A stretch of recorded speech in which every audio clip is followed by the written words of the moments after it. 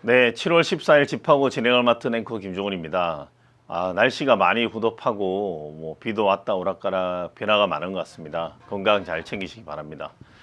네, 오늘은 지금 사상 초유의 금리 인상, 단기에 갑자기 금리를 많이 올린 적이 없었지만 미국도 빅스텝, 자이언트 스텝에서 지금 굉장히 물가 인상이라든지 여러 가지 대내외적 상황이 좋지 않습니다. 우리 한국 시장도 마찬가지 같습니다. 어제 한국은행이 사상 초유의 금리 인상을 했습니다.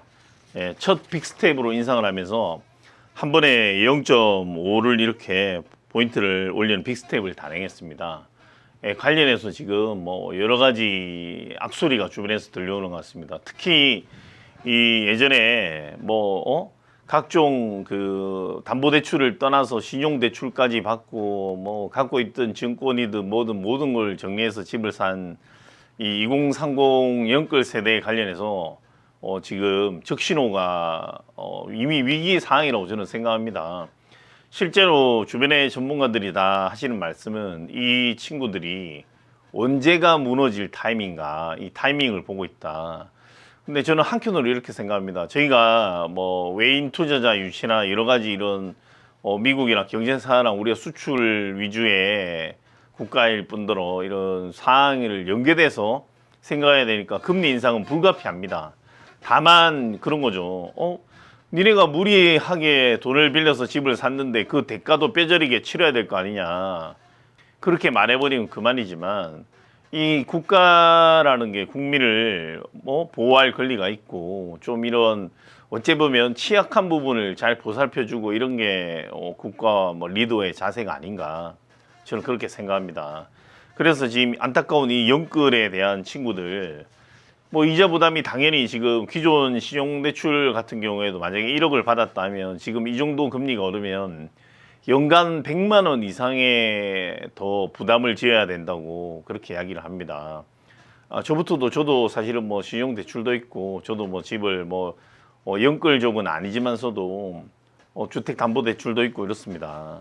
그건 당장에 저만 해도 이 가계 부담이 됩니다. 물가는 치솟고 있죠. 어디 하나 싼 게 없고 지금 보면 기업들도 마찬가지입니다. 제가 최근에도 하다못해 커피 업체 원두값이 오르고 있지만 지금 워낙 물가가 비상이라 이 원두값 오른 데 대해서 이 소위 말하는 소비자가에 반영하는 게 눈치가 보인다. 너무 안 좋은 상황에서 값을 올리게 되면 이 부담이 더 커지지 않겠느냐.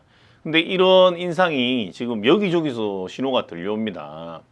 건축도 당장 원자재 값이 상승하는데 이 수요를 못 따라주다 보니까 기존에 소위 말하면 재건축이라든지 이런 아파트들이 기존 계약 가지고는 뭔가 진행하는 데 있어서 건설사들이 이익이 남지 않다 보니 협상 과정에서 삐뚤어져서 등촌주공 사태라든지 이런 주변 실제로 이런 것들이 막 눈에 자꾸 보이지 않습니까?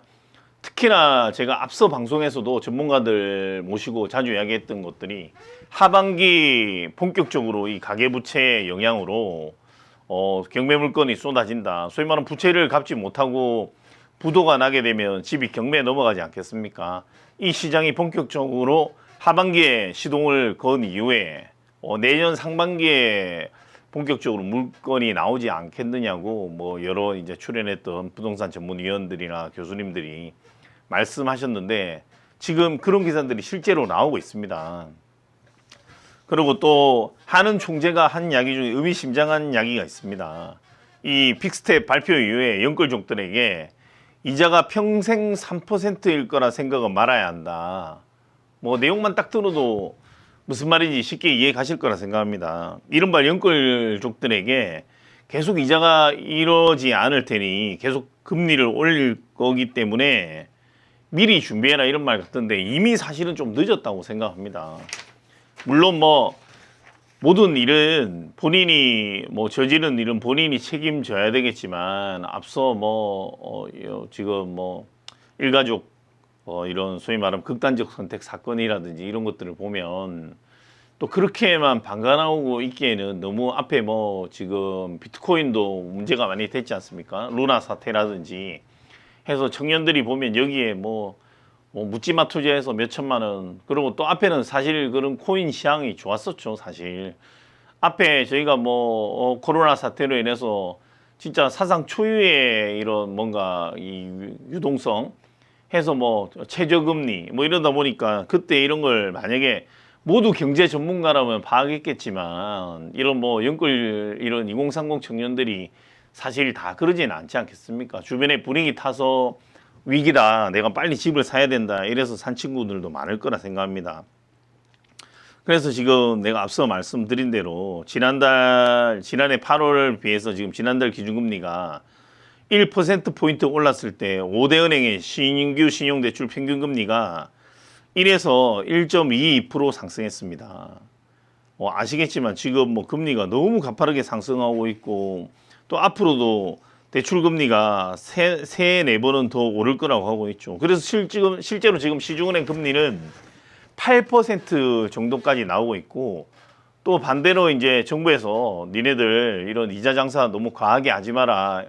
예대금리가 서로 그 대출금리가 높으면 예금금리도 높여줘야 된다 해서 지금 예적금 금리가 이미 시중에 8%까지 또 상품들이 나온 걸 봤습니다. 근데 아시겠지만 지금 적금이라는 것도 뭐 자기가 유동성이 있고 돈이 안정적으로 가지고 있는 저축을 하려고 하지 대출을 받아서 이런 금액 가지고 또 적금을 넣는 사람은 없기 때문에 나는 현실적으로는 그런 건 맞지 않는다고 생각합니다. 그리고 그 주택담보대출이 8%까지 올라간다. 1년 새 늘어나는 이자 부담이 휘청인다는 기사들이 많습니다. 그리고 주춤하던 주택담보대출 금리도 거의 상단에 머물러 있는데 지금 빅스택과 맞물려서 지금 이미 7%인데 더 올라가게 되면 예를 들어서 금리가 신용대출 금리는 이미 9%에 달해서 영끌 비투족 발등에 불이 떨어진 상황입니다. 근데 지금 만약에 주택담보대출까지 이렇게 올라간다면 이자 부담이 10% 정도면 뭐 심플하게 생각하면 1억 정도 밀리면 월 100 정도를 계속 갚아야 돼. 10%까지 만약에 올라간다 가정하면 월 돈 100만 원을 갚아야 된다는 이야기인데 뭐 아시겠지만 1억 빌려서 집 산 사람이 있겠습니까? 영끌이라 이래 부르는 영끌족들은 보면 25평 아파트 기준으로 만약에 서울 외곽에서 한 뭐 7억대 아파트를 샀다 하면 통상 뭐 5억, 6억 빌린 영끌족들이 태반이라는 거 뭐 이미 주변에서 많이 들으셨을 겁니다. 80%까지 대출을 받고 이러니까 뭐 7, 8, 56이니까 뭐 5억 6천이라 가정하게 되면 월 뭐 4, 500을 감당할 수 있는 사람이 많지 않을 거라 생각합니다. 그래서 이런 빅스텝이든 자이언트 스텝 제가 이미 지금 이런 영끌족 걱정하기 전에 저는 앞서 뭐 한 두 달 이상 전에 이런 방송을 계속했습니다. 탈출구를 마련해 줘야 된다. 제가 구구절절 여기서 뭐 주택담보대출 8%고 시중의 뭐 금융채가 5년물 금리가 이달 들어서 뭐 하락세로 전환했다. 근데 지금 평균금리, 금리 전날 금리가 3.7%, 5대 은행의 혼합형 주담대 금리가 4.7에서 6.4%, 뭐 지금 이런 형편입니다. 근데 지금 뭐 이 연끌족을 어떻게 구제하냐? 사실은 지금 현재로서는 정부도 대책이 없는 것 같습니다. 하는 총재도 그냥 연끌족이 이제 평생 3%를 생각 말아야 이건 이제 경고의 메시지인데 어쨌든 지금 주식도 처분할래도 아마 하락기에 있을 테고 사항이 또 집이 거래가 안 되고 있습니다. 거래 절벽. 이게 그냥 단순하게 지금 거래 절벽인 것도 문제이지만 거래가 안 되다 보면 유관 산업이 많지 않겠습니까? 집이 이사철에 이사도 다녀야 이삿짐 센터도 먹고 살고 적당히 또 여기에 따라서 자꾸 대출도 신규 대출도 일으키고 해야 뭐 수수료도 나가고 또 이런 것들 또 집을 새로 이사를 가야 인테리어도 할 테고 아니면 집에 뭐 여러 가지 소품도 사고 팔 테고 이런데 이런 뭐 여러 가지 악순환이 될 수 있다는 거죠. 그러니까 제가 앞서도 말씀드렸지만 투기가 일어나지 않게 규제를 한다는 거에 동의를 하지만 과도한 규제는 이런 부작용을 불러일으킬 수 있다는 말씀을 드리고 싶습니다. 집하고 TV 시청해주신 시청자 여러분 감사합니다. 여러 가지 대내적 경제 상황이 좋지 않지만 건강관리 잘 하시기 바랍니다. 좋아요, 구독 부탁드리겠습니다. 감사합니다.